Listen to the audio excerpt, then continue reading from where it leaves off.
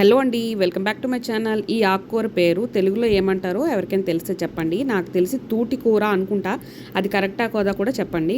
హిందీలో అయితే కరిమీ సాగ్ అంటారు. చాలా టేస్ట్గా ఉంటుందండి. ఈ టైంలో దొరుకుతుంది ఎక్కువగా.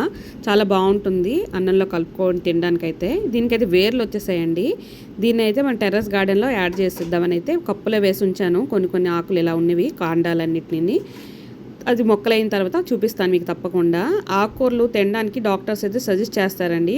వాళ్ళు సజెస్ట్ చేస్తారు, బాగానే ఉంది, కానీ ఇది కట్ చేయడం ఒక పెద్ద టాస్క్, దాన్ని కడగడం ఇంకో పెద్ద టాస్క్, అది వండి పిల్లలకి పెట్టడం ఇంకో పెద్ద టాస్క్ అనమాట.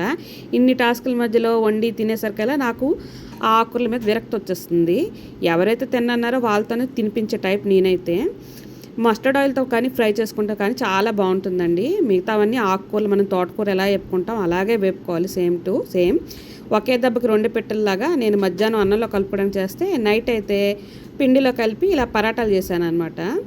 ఎవరైతే మధ్యాహ్నం ఏడిచారో తినడానికి, వాళ్ళే నైట్ బాగుంది, వావ్ వావ్ యమ్మీ అనుకొని తిన్నారు. అలా ఉంటుంది నాతో.